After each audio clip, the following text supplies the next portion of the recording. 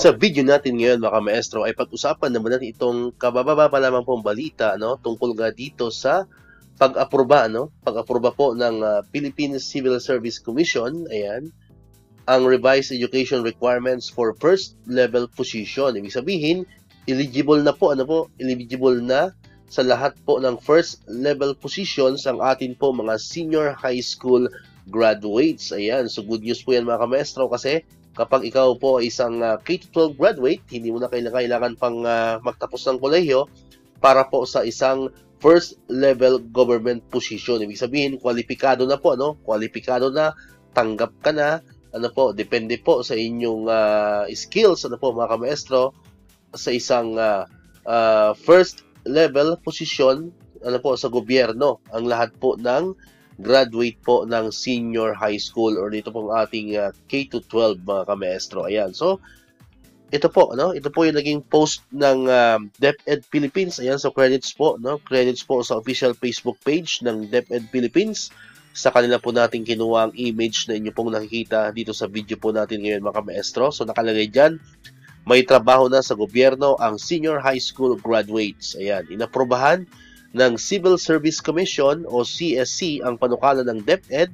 Ayan, pwede nang mag-apply or pwede na ang senior high school graduates sa isang first level government positions. Ayan, so matandaan nga po, naghingi po ng approval ang DepEd, mga kamestro, sa Civil Service Commission, para nga makonsider po na kwalipikado ang isang senior high school graduates para po sa first level government positions. Ayan, so sabi pa dito, tagumpay ng bayanihan sa tulong ng CHED or ng Commission on Higher Education, ng TESDA at ng EDCOM2, itinulak po ng DepEd ang reformang ito para kilalanin ang kahandaan sa trabaho ng senior high school graduates, lalo na po sa TVL track. Ayan.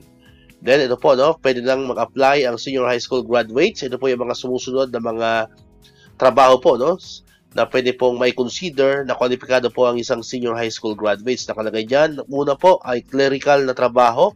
Ayan, yung mga staff po sa opisina mga kamaestro, mga clerical works.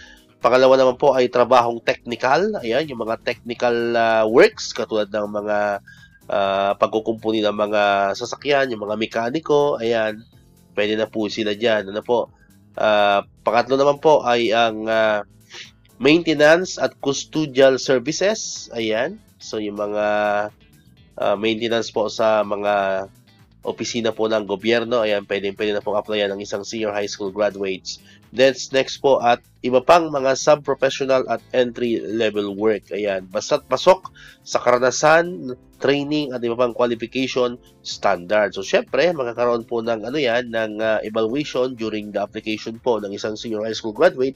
So, kapag sila po ay pumasa, batay po sa kanilang ina-applyan, and syempre, based na rin po sa kanilang mga experiences, mga trainings. So, pwede na po silang matanggap sa isa pong first level na posisyon sa gobyerno. Mga kamaestro. Para po sa karagdagan detalye, pwede niyo pong i-scan po ang QR code na nakikita po ninyo dito sa screen po natin, mga kamaestro. Ayan, so yan po yung good news. Yan po yung good news, especially po sa mga senior high school graduates po natin sa buong Pilipinas. Alright, so dito ko natatapos itong ating video ngayon mga kamaestro.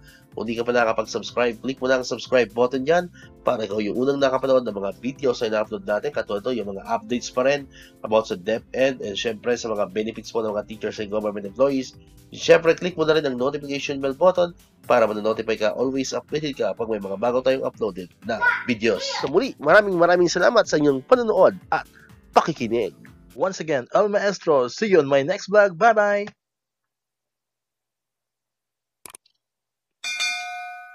1, 2, 3, come on!